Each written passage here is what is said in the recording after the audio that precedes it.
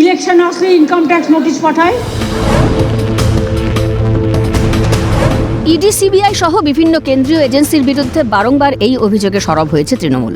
শুরুটা হয়েছিল 2014 Sarada chit fund তদন্ত দিয়ে।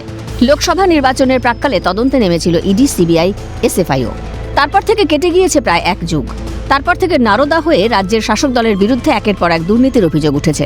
যেমন 21 বিধানসভা নির্বাচনের প্রাক্কালে কয়লাকাণ্ডে অভিষেক বন্দ্যোপাধ্যায়ের স্ত্রী রুজিরা নারুল্লাকে বাড়িতে গিয়ে সিবিআই এর জিজ্ঞাসাবাদ, কিংবা 24 লোকসভা নির্বাচনের আগে শিক্ষা দুর্নীতি, গরু পাচার কিংবা রেশন দুর্নীতির মতো অভিযোগে কেন্দ্রীয় এজেন্সির তৎপরতা। দুর্নীতিতে তৃণমূলের নাম জড়ালেও বারে বারেই অভিযোগ অস্বীকার করে সরব হয়েছে শাসক দল। দেখা গিয়েছে এজেন্সির হানায় আখেরে লাভই হয়েছে তৃণমূলের। সারদা তদন্ত চলাকালীন 14 লোকসভায় 34টি আসন পেয়েছিল তৃণমূল। নারদা কাণ্ড প্রকাশ্যে আসার পর 16 বিধানসভায় ঘাসফুল শিবির পেয়েছিল 211টি আসন।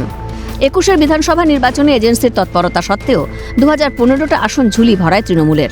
শিক্ষা দুর্নীতি, রেশন দুর্নীতির অভিযোগ এজেন্সির তৎপরতা সত্ত্বেও 24 লোকসভায় 29 আসনে জয় ঝুলি ভরায় শাসক দলের। রাজনৈতিক মহলের মতে কেন্দ্রীয় এজেন্সির তৎপরতা আসলে তৃণমূলকে লাভই দেয়। যুক্তি, দুর্নীতির অভিযোগে তদন্ত হলেও ইডি, সিবিআই এর মতো কেন্দ্রীয় এজেন্সি কিছু প্রমাণ করতে পারে না। আর মান্যতা পায় এজেন্সির তৎপরতা নিয়ে তৃণমূলের তোলা রাজনৈতিক প্রতিহিংসার অভিযোগ। কার্যত সাপে বর হয় শাসক দলের। তবে এই সব কিছুর মধ্যেও একমাত্র ব্যতিক্রম 19 লোকসভা নির্বাচন।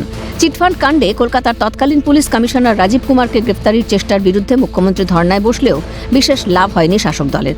উল্টে ব্যাপক রক্তক্ষরণ হয়েছিল। 2014 তুলনায় আসন সংখ্যা নেমে গিয়েছিল প্রায় অর্ধেকের কাছে। সামনেই 26 বিধানসভা ভোট। তার আগে 19 রাজীব কুমার কাণ্ডের স্মৃতি ফেরাচ্ছে আইপ্যাক কর্ণধারের বাড়ি, অফিস তল্লাশিতে মুখ্যমন্ত্রীর ভূমিকা। কথায় বলে ব্যতিক্রম প্রমাণ করে নিয়ম। বিরোধীদের প্রবল প্রতিষ্ঠান বিরোধী তত্ত্ব আবার ঘাসফুল ঝড়ে খড়কুটোর মতো উড়ে যাবে না তো 26 বিধানসভায়? ক্যালকাটা নিউজ।